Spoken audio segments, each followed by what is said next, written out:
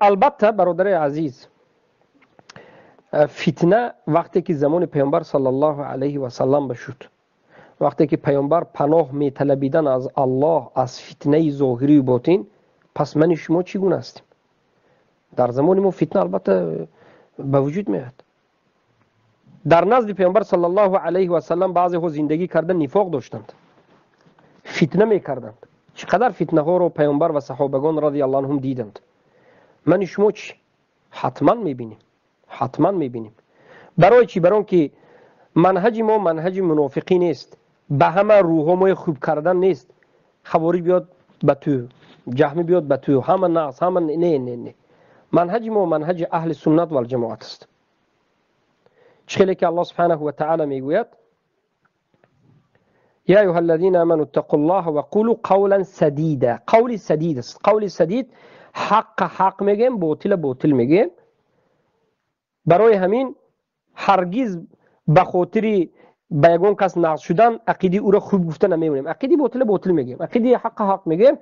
حتما فتنه میشد، برای اینکه حتما کسانی هستند که به عقیده اهل سنت راضی نمیشوند و مبارزه میبرند. لیکن الحمدلله دیده شدید که یگان نفر از عاقلان و از عالمان و از طالب علم ها مخالف نه، فقط جاهل هایی که حتی عقلش هم ساز خوب نیست با ما مخالفت میکند. مخالفت کردن این جهلا بار دیگر ایمان ما را زیاد میکند. مخالفت کردن این احمق های بی علمای جهلا بار دیگر ایمان ما را قوی میکند که اینها اول جاهل هستند، سوره فاتحه را حتی قرائت کردن نمیتوانند و با وجود جاهل بودن اقلا عقل خوب ندارند، عقلشان ساز نیست.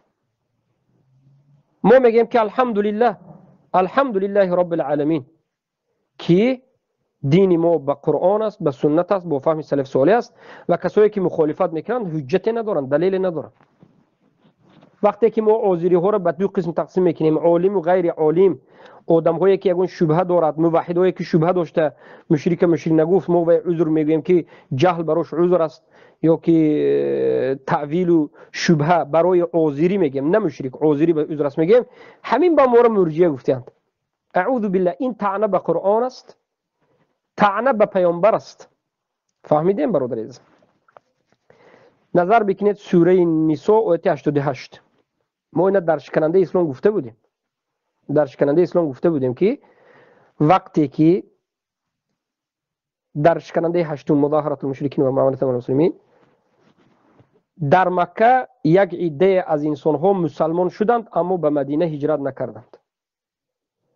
وقتی که مشرکای قریش در جنگ بدر به پیامبر صلی الله علیه و سلم جنگیدنی شد، همین مسلمان های اهل مکه رو هم اکراه کرده، جمع کرده، ترسانیده، لطکوب کرده، گفت یا ای مسلمان های مکه، گفتند همین ابو جهل، ابو سفیان در وقت، ابو لهب و غیره، گفتند که ای مسلمان هایی که در مکه هستید، گفتند یا همراه ما جنگ بدر برافته قطعی پیامبر می جنگید، گفتند یا که انمی روز ما شما را نابود میکنیم.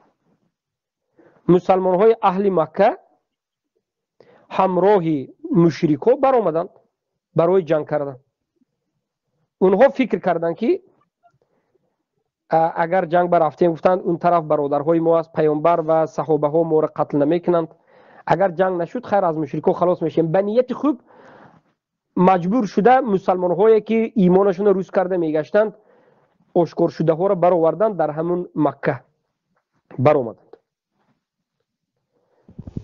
بعد از اینکه این خبر به پیامبر رسید، بعد از اینکه این خبر به صحابگان رسید، یعنی اهل مدینه مسلمان ها خبردار شدند که مسلمان هایی که در مکه بودند همراه قریشی ها برای جنگیدن پیامبر برآمدند.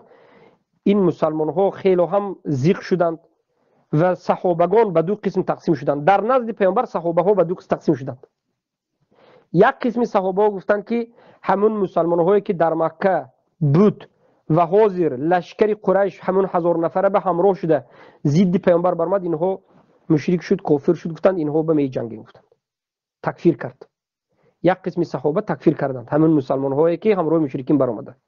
یک قسم صحابه ها تکفیر نکردند. پیامبر در پهلوی این صحابگان بودند، پیامبر خاموش نشستند، پیامبر تکفیر نکرده ها را نگفتند که تو کافر شدی. اگر تکفیر اصلی دین می بود، اگر عذریه یک بار تکفیر کردن ضرور می بود، پیامبر باید این صحابه های خاموشی، صحابه هایی که مسلمان گفت تکفیر میکردند. یکی پیامبر خودشون جی میستاد. آیت نازل شد در همین وقت، وقتی که صحابه ها بین همدیگر اختلاف کردند، یک قسم تکفیر کردند، یک قسم نکردند، آیت سوره نساء 88 نازل شد. ما لكم في المنافقين فئتين والله ارکسهم بما كسبوا. برای شما چی شده است ای مؤمنین که در بالای منافقین، یعنی نفاقی که نفاق اکبر است، به نفاق اکبر یعنی کفر، در بالای کسایی که کفر کردند شما اختلاف میکنید. اختلاف نکنید. یعنی الله این آیت نازل کرد، کسایی که عذر نداده بود و تکفیر کرده بود اونها را حق گفت، کسایی که تکفیر نکرده بودند باطل گفت، لیکن عذر داده ها را تکفیر نکرد. عذری را یک بار الله سبحانه و تعالی تکفیر نکرد، پیامبر تکفیر نکردند. گفتن که خطا میکنید، گفتن نگویید، همین کار نکنید، اینها را طرفگیری نکنید، شما خطا میکنید. گفتن فهمیدید الله چگونه عذری را دو قسم جدا کرد؟ بله، کسی که همین قبول نکرد آیت قرآن قبول نکرد. کسی که نگفت، همین عذری یک خیل گفت، عذری یک بار حکم کردن در کار گفت، الله این کار کرد. اعوذ بالله. مایلش این عذری همیشه یک بار حکم کردن در کار گفتنش مایلش کو بیاد و گوید که نه تو این تقسیمات از پیش خودت کردی، گوید به ما و ما را حکم کند، تو عذری حکم نکردی، تو خودت گمراه هستی، این آنی گوید. این طعنه به قرآن و به سنت و به سلف صالح شد. فهمیدید نکنون ما از کجا عقیده خود میگیریم؟ این مسئله فهمو شدن تقسیمات عذریه که الله سبحانه و تعالی عذری هایی که شبهه کرده بودند، یعنی صحابه هایی که از سبب شبهه، از سبب بگیم سبحان الله، از سبب یک گمان نیک، از سبب خطا فهمیدن، انا همون مسلمان گفته عذر داده بودند، الله سبحانه و تعالی اونها رو مسلمان گفت. این دلالت میکند که همه کسی که مشرک مسلمان میگوید، همه کسی که مشرک به سبب شبهه، به سبب تعویل عذر میتد، همش برابر نیست.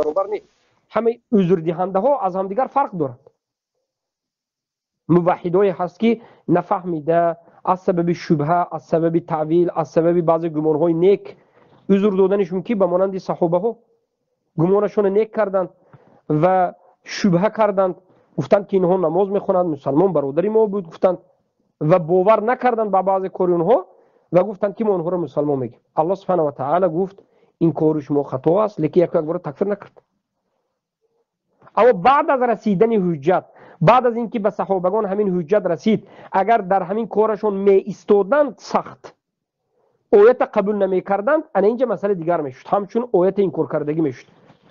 این مسئله ها رو خوب فهمیتون برادر عزیز؟ اگر فهمو باشد در کامنت فهمو نوشین.